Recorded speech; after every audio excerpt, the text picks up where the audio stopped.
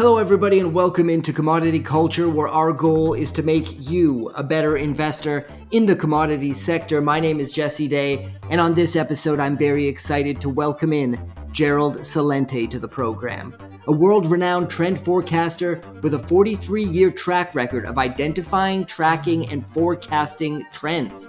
He is a best-selling author and the publisher of the Trends Journal. We're going to get his take on the latest in the realm of geopolitics and markets, including the US-China tariff reduction and how trade negotiations between the two nations will continue to evolve. We're also going to talk about another set of negotiations surrounding the war in Ukraine. Will we finally get peace, or will the warmongers in the European Union continue to push for death and destruction? A golden year for gold. Will the metal continue to defy expectations in an era of economic uncertainty? And what about that video of Macron, Starmer, and Merz on the train going to Kiev? Are the so-called leaders of the free world a bunch of coked up lunatics? All of this and much more ahead in my conversation with Gerald Celente. Gerald Celente, great to have you back on Commodity Culture once again. I want to talk about the US-China tariff agreement because things are moving so fast with the Trump administration's tariff policies and trade deals, but it appears we've reached a point where there's going to be a lowering of tariffs on most Chinese goods to 30%, and China has lowered the tariff on their side to 10%. In effect, for 90 days, it should be noted. The market has reacted positively. Are we back to business as usual, or is this rosy outlook misguided? You never know. Every day it's a different day with Trump. You elect me, I'm going to end that Ukraine war in 24 hours. Hey, I'm elected, I'm going to end that war before I get into office. And don't forget, when I get into office, I'm going to put a 25% tariff on China and Mexico. And now that I'm in office, I'm not going to put it on for another 2 weeks. 2 weeks comes by, he puts it on. 3 days later, he takes it off. 4 days later, he takes it off. The game keeps changing. And let's go back to the China deal. What was it going to be? 145% tariff on China? Came down to 30%. China was going to do 125% tariff on the US? Came back to 10%. I mean, that they're putting on. But a 30% tariff isn't weak. I mean, that's still pretty strong. And so we don't know what's going to happen. 90 days, 50 days, 100 days, anything changes day by day with Trump. I've been at this for 45 years. Each year we come out with our top trends for the year. This is the first year I ever had of top trend as wild card. You don't know what cards are going to be played. Look what's going on now with Trump going to the Middle East. It's a whole different deal. So I think the tariffs are going to hold for at least 90 days with China. What happens with the other countries, we don't know. And this is obviously creating quite an air of uncertainty. I mean, when you look at these businesses that have obviously panicked, the businesses that get their supplies from China or have things manufactured in China, and then they're saying, okay, this 145% tariff or whatever it is, this is crazy. So we're going to have to now figure out another way to do this, either manufacture things at home or go to another country. And then it's dropped to 30. But I don't think they're breathing a big sigh of relief because there's that uncertainty, like you said, about what's going to happen next. So do you think that just chaos when it comes to how the Trump administration is running things will continue to reverberate throughout the global economy? It's just a different element of chaos compared to the other administration that was in before. It's one after another. Take a trip around the world. Look, it's a freak show everywhere. You got the little garçon Macron over there in France, a little nothing of a jerk Starmer over there in the UK. And now you got that BlackRock guy, Merz, playing Chancellor of Germany. Oh, this is Germany, the third largest economy in the world, largest in Europe, been in a recession for 2 years, entering into third year of recession. But hey, we're going to borrow $1 trillion to build up our military. $1 trillion. Well, we're going to put some money into infrastructure too, because we got to stop those Russians. Hey, wait a minute. Germany talking about stopping the Russians? You mean Germany in World War II, Operation Barbarossa, that killed over 25 million Russians? Oh, that Germany? You know, there's a a speech to the graduating students at American University. John F. Kennedy, 1963. It's all about peace. And he talks about how we should not hate the Soviet Union and how they suffered more than any other nation in World War II. He goes on to say they lost their homes, their farms, their factories, their land from the equivalent from Chicago to the East Coast. And now we're hearing this clown jerk Merz saying we gotta, because the Germans killed them. And now we're hearing this from Merz. So it's a freak show. And we don't know where it's going to go, because every day it's a different card is being played. I've never seen so many wild cards being played. Again, all of Europe is rearming in front of everybody's eyes as their economies are going down. No, no, no.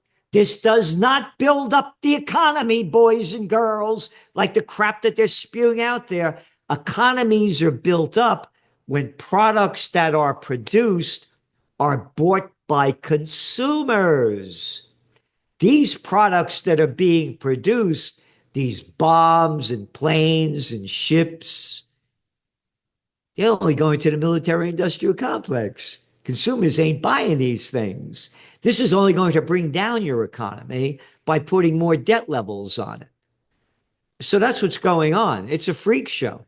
And now a quick break to hear from our sponsor, ARC Silver Gold. Osmium owner Ian Everard is considered one of the most honest and level-headed gold and silver dealers in the United States, praised even by his competitors. So give him a call today to take advantage of the specials right now. Silver Kangaroos 2023 1-ounce coins, mint fresh, only $2.47 over spot. Mint fresh silver maple leafs 2025 coins, 1 ounce, $2.87 over spot. While supplies last. Reach out today at 307-264-9441 or by email at ian@arcsgo.com, and make sure to tell him that Commodity Culture sent you. And now, back to the interview. And all three leaders you mentioned, I don't know if you, speaking of freak shows, if you've seen this video circulating online of Starmer, Macron, and Merz in a train on the way to Kiev, and Macron realizes there's something, people are speculating, a bag of cocaine on the table. He tries to hide it under his arm, looking guilty as sin. And of course, Merz has some kind of what people are pointing out to be a cocaine spoon or something. They all look kind of blitzed out of their head. And of course, the Western press is crying out Russian disinformation, propaganda, claiming it was a napkin. But that doesn't explain the way that Macron hid it and the guilty expression on his face. Why would he do this with a napkin? What are your thoughts? We know that politics is a freak show. Are these people just coked up lunatics? Yeah, whether they're coked up, they're screwed up, they're arrogant pieces of scum, every one of them. Look at that little Gatson Macron with a pecker, if he has one about this size, and his little fake hair and his little fake attitude. Look at that nothing of a ballless little guy, Starmer. A little nothing of a clown. Again, I was the assistant to the Secretary of the New York State Senate. I got a picture of me when I picked up Ronald Reagan, put on a brunch for 16 of our board of directors back in 1976. I was 30 years old. I've been with presidents, prime ministers, and princes. I was on the other side. That's why I know what I know. You call these guys out man to man, if they're men. You call them out, they don't know whether to piss or shit. They fold like that. You get one of these guys, I don't want to hear your crap. I don't want to hear, oh, don't talk to me like that. Oh, don't talk to me. Oh, you see what are you talking to me? They're little gutless nothings, little gutless, but they love war. They love war, these little war horses. Look at that little Starmer boy. spewing out the crap that they got to do to Ukraine. We're going to send soldiers. Well, yeah. Go over there and fight. Anybody that supports a war, put on your military drag and go over there and fight and shut your mouth. They're nothing little boys, if they're boys at all. Well, speaking of the war in Ukraine, Zelensky is now asking for a face-to-face meeting with Putin in Istanbul. The Russians have said they're open to negotiations with no preconditions on several occasions, but Zelensky has always demanded a 30-day ceasefire begin before he would even sit down. It appears as though that has changed. He's kind of demanding that Putin himself show up in Istanbul so they can negotiate. Is this a sign of desperation or just another ruse from the Ukrainian president? They're totally desperate. There's no way. Again, when the war began, we said in the Trends Journal that there's no way that Ukraine's going to beat Russia. If the Germans couldn't do it, and they killed over 25 million of them, or remember, what was that guy, Napoleon? He left Poland with, 240,000 troops to attack Moscow? He came back with 10,000? What makes you think Ukraine's going to win? So here's the deal. This is your Trends Journal, by the way, back in 2014. See how happy that guy is? This is the United States overthrow of the democratically elected government of Viktor Yanukovych in Ukraine. Other articles leading up to it, where the Olympics were going on, Sochi Olympics in Russia, and how the Western media told everybody not to go there because there was going to be chaos and terror. They scared the hell out of everybody. That's in the lead up.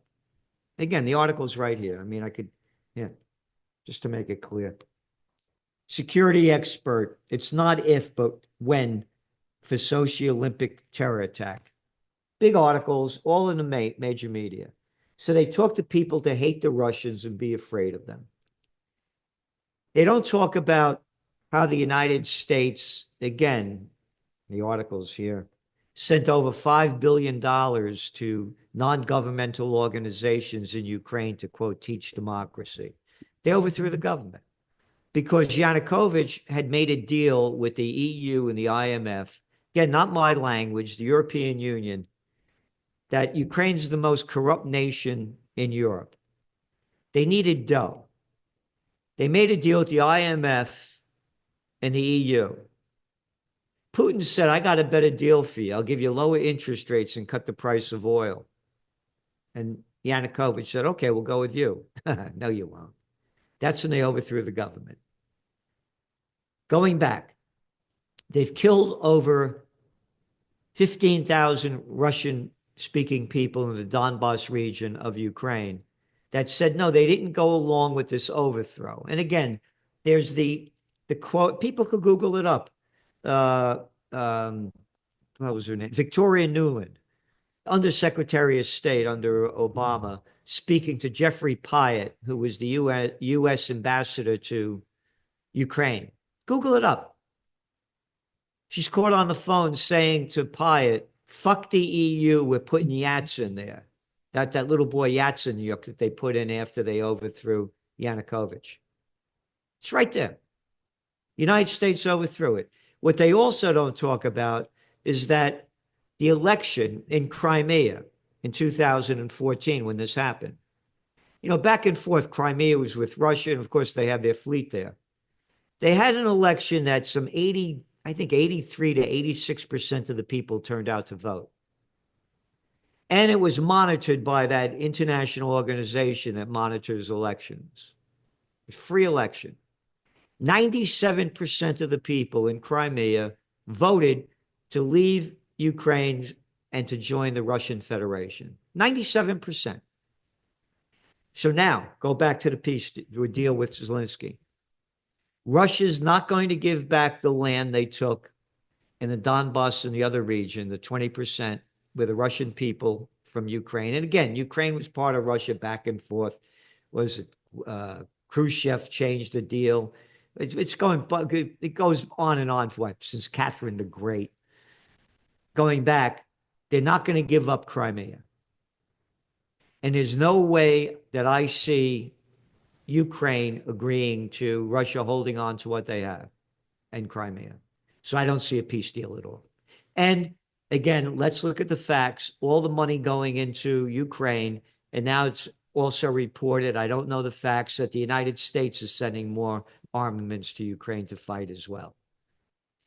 So there's not going to be a peace deal. They're going to keep ramping up this war. And so at what point do you think Ukraine actually puts up the white flag and admits defeat? Are they trying to grind this war on for as long as humanly possible, throwing as many bodies into the line of fire as they can? Because I've heard many other commentators on this channel and elsewhere, credible sources state the same thing you have, which is that Ukraine doesn't stand a chance of winning this war, and yet Zelensky seems determined, antagonizing Putin, antagonizing Russia. How does this all end in your view? It could end in nuclear annihilation. I mean, you see what Europe is doing to keep ramping up this war. All the Nordic nations increasing their defense spending. Little got son Macron, Starmer wanting to send troops there. I mean, and what this guy Merz is doing. Again, Germany warning against Russia's, if we don't stop them in Ukraine, they're going to attack the rest of Europe. I mean, they're crazy people. You don't ask a murderer why they're a murderer, a thief why they're a thief. They're out of their mind freaks. And again, you got a little guy, Zelensky. You can't make this crap up. Again, anybody Google it up. Go to YouTube and put Zelensky playing the piano with his penis. I'm not making that up. The guy was a comedian. A little low-life piece of shit. Comedian. Playing the piano with his penis. With his pants down. And now he's and they don't have free elections anymore. I'm staying in power. They're crazy people. And again, Trump, the Trends Journal owns the trademark presidential reality show. This guy was a reality show star for years, over a decade. He plays the reality show. That's all he does. He's on stage. He knows how to play that game.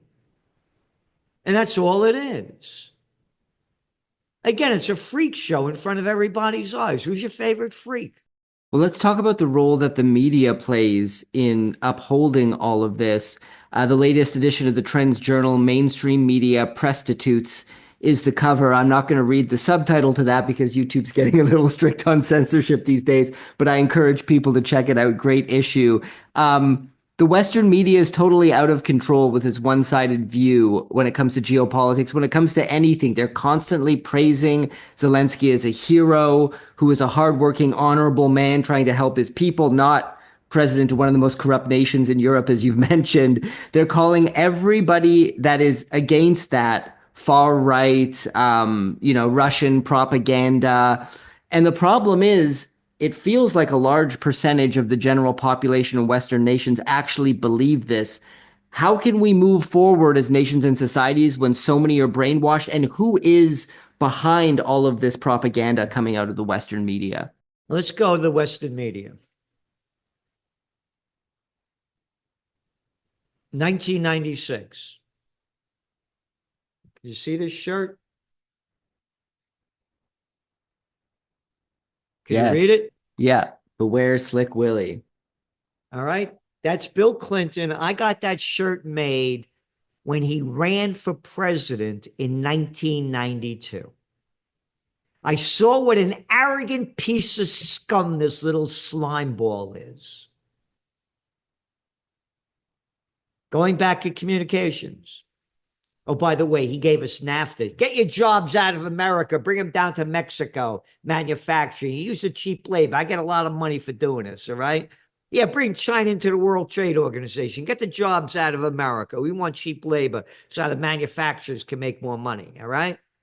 That little clown boy gave us the 1996 Federal Communications Act that deregulated the communications industry. There were thousands of independent radio stations, television stations, and newspapers in America before slimeball Slick Willie Clinton, that every time he got his down, quote, with his pants down, bombs away over Baghdad. Yeah, that guy. Now 6 companies control 92% of the American media. Got it? The corporations are running the show. As George Carlin, the great comedian, said, it's one big club and you ain't in it. That's the propaganda. I like Trump, I'll watch Fox. I hate Trump, I'll watch MSNBC. How stupid can I be? I won't listen to all sides. That's it. They're in total control. When I was a young guy, I started growing up and started learning some stuff.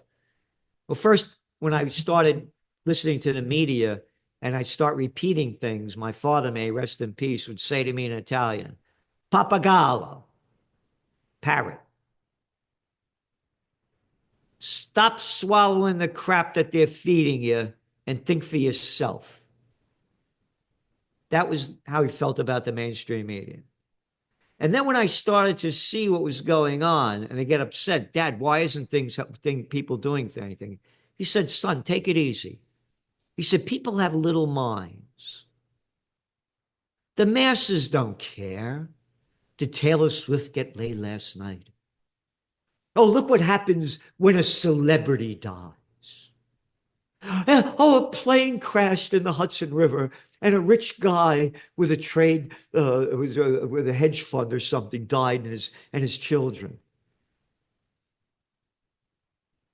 85 people died in Gaza, slaughtered by Israel yesterday. That's not news. Who cares? They're only Palestinians. The people have no idea what's going on. By the way, that's not covered in any of the Western media, the daily slaughtering of the Palestinians. Nope, nothing there. Nothing there. So going back, there is no media. Again, I just did a podcast. I showed the front pages of the Sunday New York Times. Every page, business page, every page, huge pictures that take up over 3/4 of the front page. Open it up, more big pictures. That used to be words where the pictures were. They never had that. That's only within the last 10 years or so. They used to have articles, all gone. There's no journalism anymore. It's gone. It's gone. I've never worked harder in my life. With the Trends Journal magazine, for example, Israel War. We subscribe to Haaretz, the Israeli newspaper. We go to Jerusalem Post. We go to Times of Israel. Oh, we also go to ISNA, IRNA, Tehran Times, Press TV. Want to hear what the Iranians have to say? Oh, we go to Arab News, Al Jazeera. Want to hear what the Arabs have to say? We go to France 24, Euronews, etc. We want to hear what the whole world has to say. At one time, you used to be able to get that from the media, no more. We never had to work harder in our lives to put out a magazine because of the lack of journalism. Never. You go to the Wall Street Journal on a weekend, read the weekend update of the markets. 8 out of 10 weeks, not a mention of what went on in the Asian markets or the European markets. Facts. Just give me the facts. Not a word as to why and if they're going down or up. Yeah, one other thing that they don't discuss is gold. And I would like to talk about gold for a moment. One of the few assets that not only held up in the aftermath of Liberation Day, but then proceeded to make new all-time highs. You said last year was a golden year for gold. I think last time I spoke to you, you reiterated that you think gold will perform well this year as well. What is the gold price telling us about the global economy and monetary system? JP Morgan Chase just came out with an article a few days ago about the dollar declining another 20%. Much of the world has had enough of the United States geopolitical and socioeconomic hegemony. Again, go back to the Trump administration. Look at the debt level going way back up again. Need more money to cover the debt. When you look at the real debt, it's not $37 trillion. It's more like 220 trillion when you put in Social Security and all the other money the government owes out. There's no way they're going to be able to pay this off. Let's go back to the dollar. The deeper the dollar falls, the higher gold prices go. It's as simple as that. You're looking, and now the dollar's going down. Number two, they came out with the consumer price index numbers this week. The CPI was lower than expected at 2.3%. Trump is going to do everything he can to keep the economy strong. The way the economy stays strong is with lower interest rates. End of story.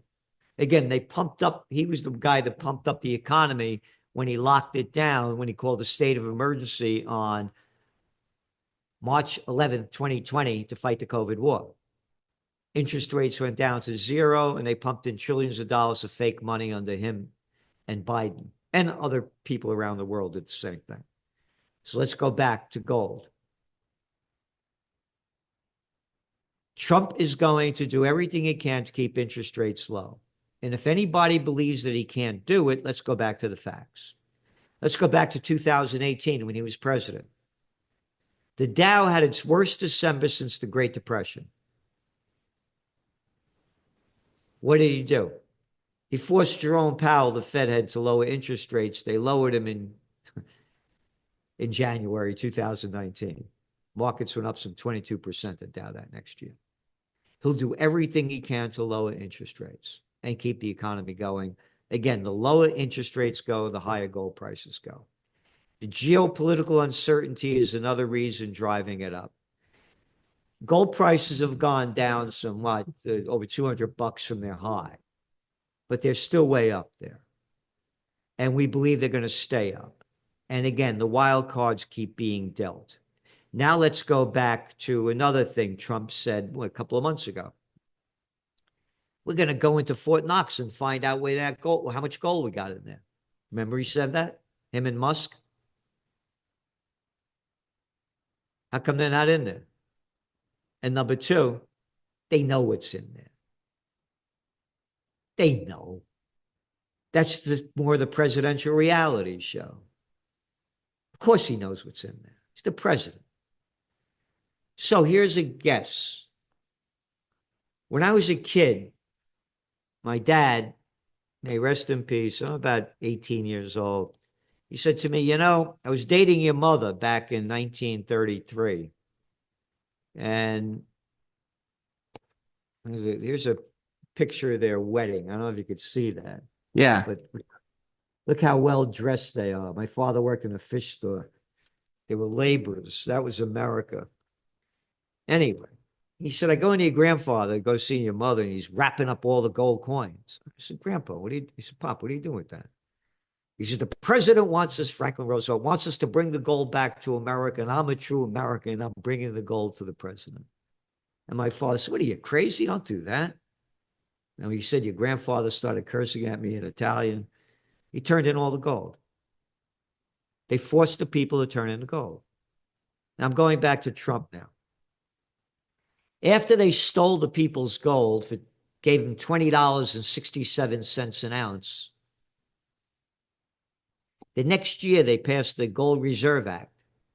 Hey, we just changed the price of gold.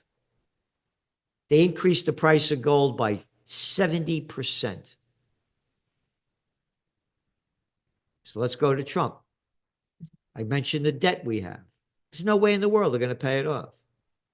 But Trump will say, we went into Fort Knox, it's packed with gold, and we're going to raise the price of gold.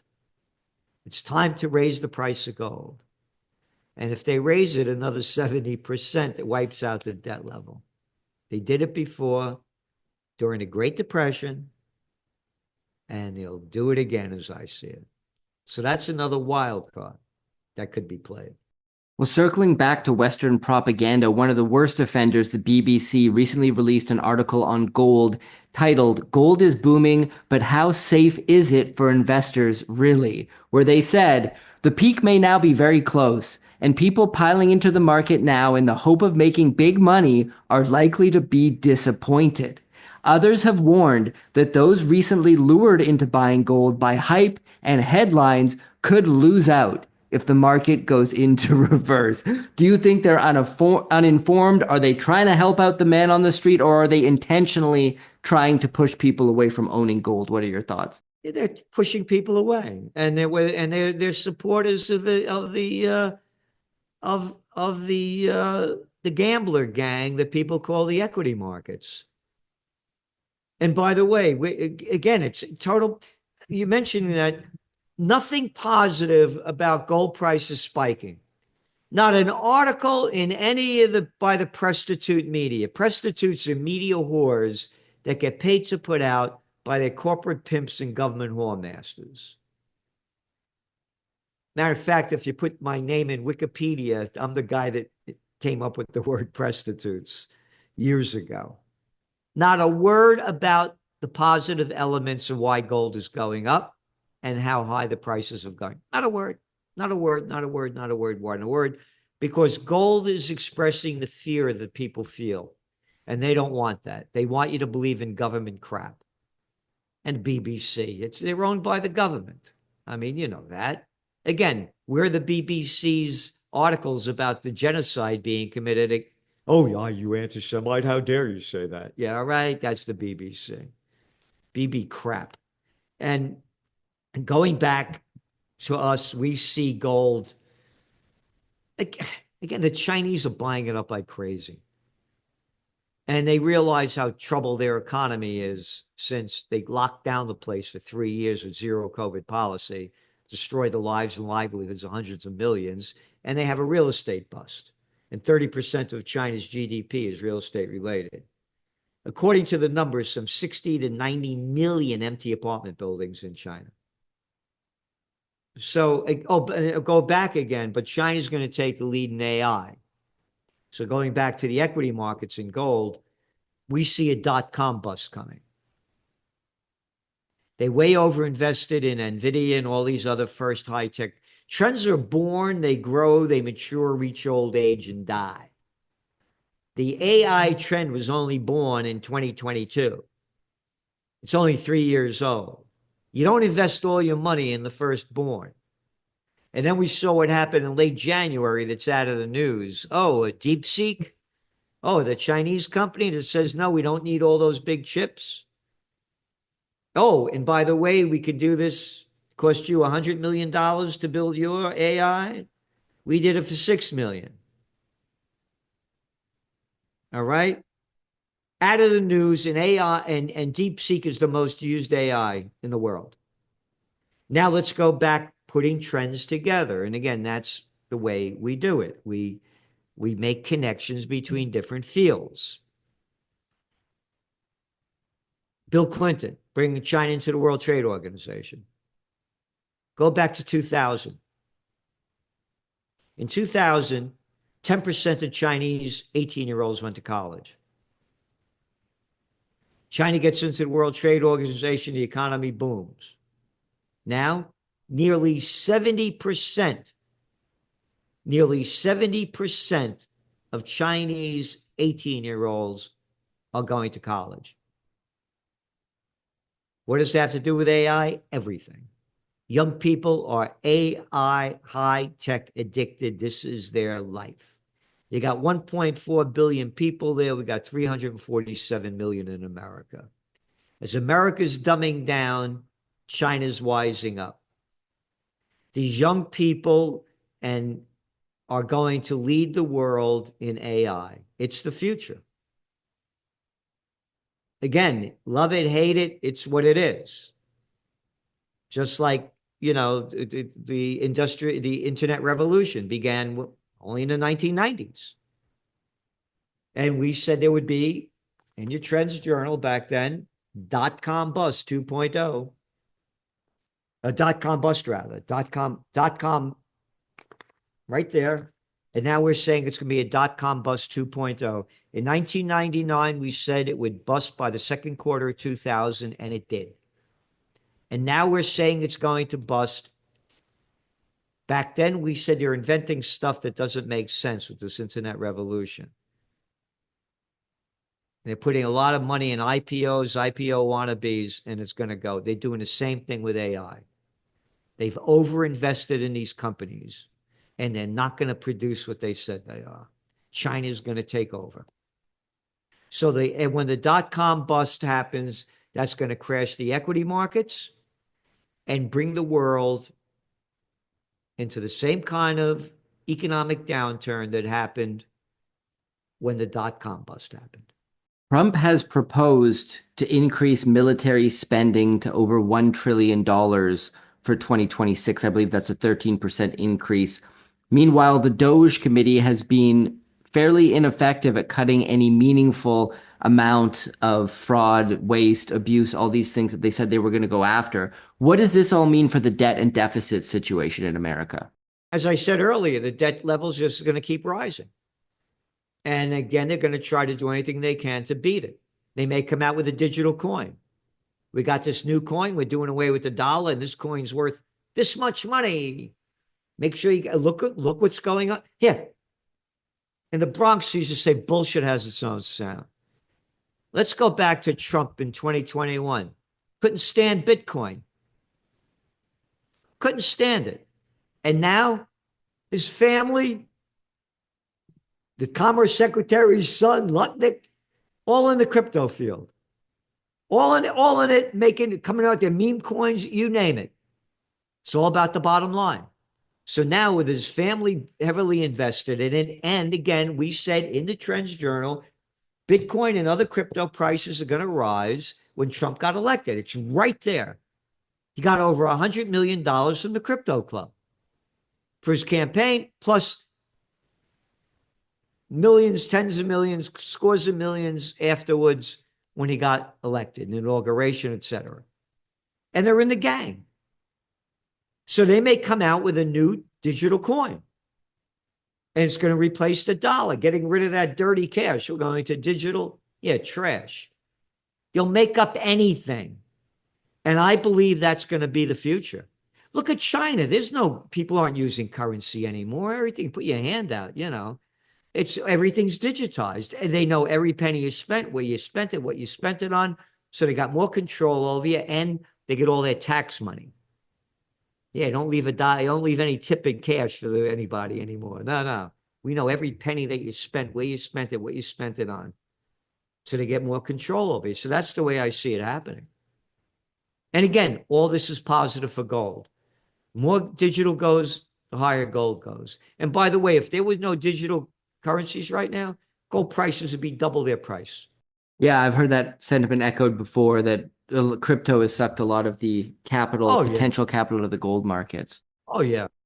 One thing I want to touch on, last thing I want to touch on today is the Epstein list. This is another promise made by the Trump administration that all the truth will be revealed. And yet we don't have anything meaningful as of yet. They're sweeping it under the rug. I think it's a very important fact to note that Virginia Giuffre, the outspoken Epstein victim who has recently died by alleged suicide, was working at Trump's Mar-a-Lago when she was recruited by Ghislaine Maxwell. This is a fact. You can look it up. You can find this on Wikipedia when you look up her life.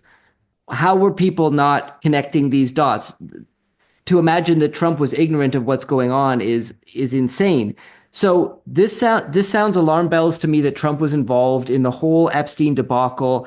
And perhaps that's the reason why we're not getting this official list being released. Am I crazy here? What do you think? Nah, Trump, he has a record of loving chicks. It's not hidden. And look, remember they were going to release all of the Kennedy files, the assassination. They held back a load of stuff. It's a crime syndicate running the country. They're only interested in themselves. I had lunch with Donald Trump's brother, Robert, back in 2017. Robert, they were running a restaurant over here in Wassaic, which is across the river from me in Kingston, New York. And the story went that it was one of Trump's former girlfriends that had the restaurant, and the brother lived in Wassaic and was helping her out with it. Anyway, I was with him for about 3 hours, had lunch, and he went on to say that when their father died, the Trump family's father died, he left them over over $500 million worth of real estate. All right. Trump's nothing more than a spoiled daddy's boy. Born on third base, and who say thought he had a home run. He's only in for it for himself. And again, there are things I agree with him with, things I disagree with him with. If you do that Doge thing like you said you're going to do, great. Knock him out. But let's look what's going on with the Israel war. Now he's in the Middle East. And what his son-in-law, Jared Kushner, got $2 billion from the Crown Prince to start a company. His going to go up with Trump Towers in Qatar, United Arab Emirates, Saudi Arabia. We're going to do this. We're going to do that. It's all about the bottom line. So now this is important. He only got a couple of $100 million from Sheldon Adelson and his wife. And when he got that $100 million, when he was president, he moved the U.S. Embassy from Tel Aviv to Jerusalem and said to to Israel, hey, you know that land you stole from Syria and the Golan Heights? It's yours. Okay. And then he brought in this very pro-Zionist team on for his campaign, to run the presidency. But now he's in the Middle East doing business. The buck stops there. He may push for peace in the Middle East. And he may not go so far with forcing Iran to do away with all their nuclear capabilities, which Iran said has nothing to do with making bombs. It's about nuclear power. He's getting all this money from the Arab nations, from Qatar, United Arab Emirates, and Saudi Arabia. The facts are right there. Deals are being. We just got that jet, the big president plane from. I mean, you see it in front of everybody's eyes. So I think, on another note, that might be a positive to end the Israel war. Having said that, Netanyahu will not end it. He will do everything he can to stay in power, which means escalating war against Iran, more bombs away over in Lebanon, and attacking Syria, as they're doing virtually every week. Well, Gerald, I always love having you on the show because you have such a rounded approach to the way you view the world. You never take one political side over the other. You call out Trump's faults, but you also praise him when he does something correctly. And that's a balanced approach that not many have. It's also a balanced approach that you take to the Trends Journal. So talk to us about that and where people can find it. Go to trendsjournal.com, and when they put in your code, we give them 10% off. Becomes, you ready? $2.50 a week. Averages about 200 pages a week. No ads. Nobody tells us what to do. And you could listen to it in different languages. You could print out the PDF, print out individual stories, or read it like a book online. We're giving people everything we can. I've been at this for 45 years. Best-selling books, Trends 2000, Trend Tracking, Far Better Than Megatrends, Time Magazine. Never before have I been more concerned about the future of where we're going. So we're trying to give people everything they can to prepare, prevail, and prosper in these times ahead. Again, you go to the New York Times, $6 Sunday edition to read crap. Journalism is dead, and we're true journalists. Again, we don't take sides. We call it the way it is. Again, how small could your brain be to call yourself a left, right, middle? How about open-minded? That's all it is. You don't believe in a party. You don't grow up. You believe in the facts, and we put the facts down. And again, we take the facts from all over the world. This is what the Iranians are saying. This is the Arabs saying. This is the Israelis saying. This is the Europeans saying. This is what America's saying. Here's our analysis, and here's our trend forecast. So it's right before your eyes. And nobody's doing that. There's no magazine in the world that does it. Oh, we go from high-tech science, AI, technocracy, so we cover the world in so many different fields. Well, I'll put a link in the description below to the Trends Journal website where people can subscribe. For viewers and listeners of this show, use coupon code COMMODITY at checkout to get 10% off. Thank you so much, Gerald, for coming on the show again. Always enjoy our conversations. Oh, and thank you so much for all that you do and putting out the information that you do. And again, that's the new media. But again, we don't have the could you imagine if the billionaires gave $1 billion for free speech and true media? Poof, not a penny. They don't give a penny for peace either. By the way, peace is a dirty word. You're not allowed to talk about it. None of the mainstream media, not one person do they put out talking about bringing peace on earth, goodwill to all. None of them. Because they're prostitutes, media whores that get paid to put out by their corporate pimps and government whoremasters. And thank you for joining us today. As a reminder, this episode is brought to you by ARC Silver Gold Osmium. Reach out to owner Ian Everard today to take advantage of their specials.